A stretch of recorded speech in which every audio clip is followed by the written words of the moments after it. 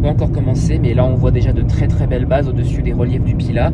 Ça promet pour tout à l'heure. Nouvelle journée de chasse pour moi aujourd'hui. Je suis dans le Pilat, au niveau du Bessa, je crois. Là, la situ est très lentement en train de se mettre en place, exactement comme prévu. On a des bases qui sont en train de fleurir un petit peu partout dans la zone frontalière entre l'Ardèche, la Haute-Loire et la Loire. Là d'ailleurs on a des petits stratus.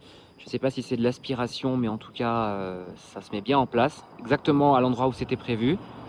Excusez-moi mesdames, est-ce que par hasard vous auriez 5 minutes à m'accorder pour discuter de notre sauveur Zeus? Non mais regardez-moi ce ciel. Rien que pour la beauté de ces nuages, je regrette pas d'avoir fait le déplacement. Ça y est, ça commence à tonner là-dedans. On croise les doigts pour la suite. Sur les radars, c'est en train de littéralement exploser. Ça vire au rouge de partout. Là, il y a ce rideau de précipice qui s'est ouvert devant moi. Je croise les doigts.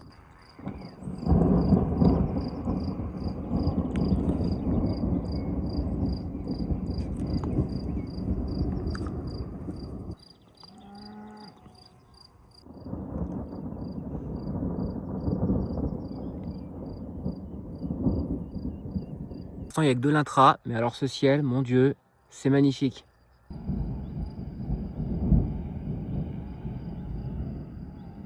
Je crois qu'on va inventer une règle. C'est que c'est interdit de faire tomber de la pluie tant qu'il n'y a pas eu de la foudre. Parce que là, vraiment, c'est abusé. Ah, là, ça a flashé. Ça y est, un impact, yuha! Ça s'en va et ça revient, c'est fait de tout petit rien. Ça veut pas tonner, ça veut pas flasher, ça veut pas impacter, ça me casse les couilles.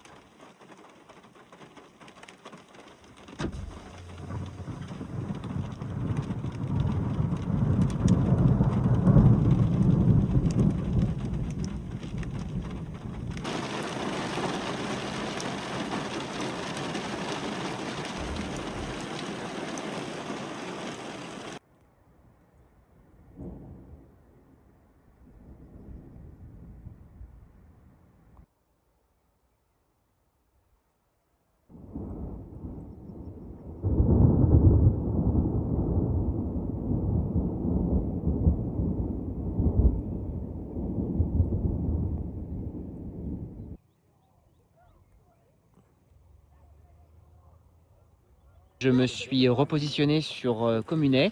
Là-bas, on voit Lyon avec un ciel de traîne aussi noir que mon humour derrière. Là-bas, on a le Pilat où j'étais tout à l'heure. Et là-bas, on a une espèce d'anomalie, une énorme cumulonimbus qui s'est formée sur l'Ardèche, qui n'avait pas été vue par les modèles et qui va peut-être nous arriver dessus. Ça, messieurs, dames, c'est un orage. Mais Et ça, c'est un nuage. nuage. Allez, allez, on lâche rien, on lâche rien. Vas-y, soulève-nous ça, bien comme il faut. Du coup, je me suis replacé un peu plus au sud parce que là, il y a le moteur gauche d'une supercellule qui a obliqué vers le nord, mais pas assez, et qui du coup est en train de déferler vers Vienne. Le problème, c'est qu'elle perd en vigueur et je ne pense pas qu'elle survivra à la traversée de la vallée du Rhône, comme d'habitude, quoi.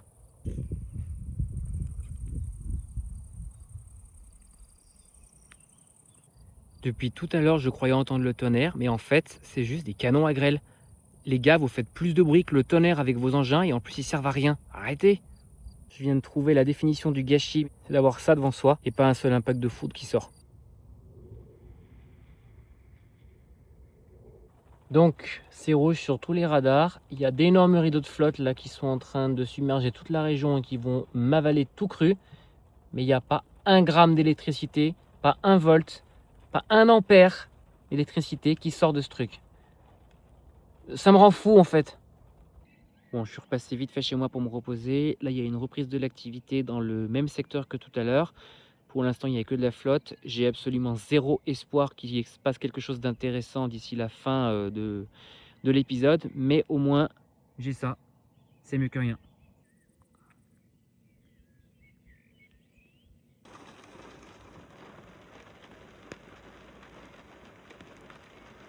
magnifique ce genre de structure. C'est vraiment, vraiment, vraiment magnifique. C'est limite mieux de les voir de loin comme ça que de les voir de près.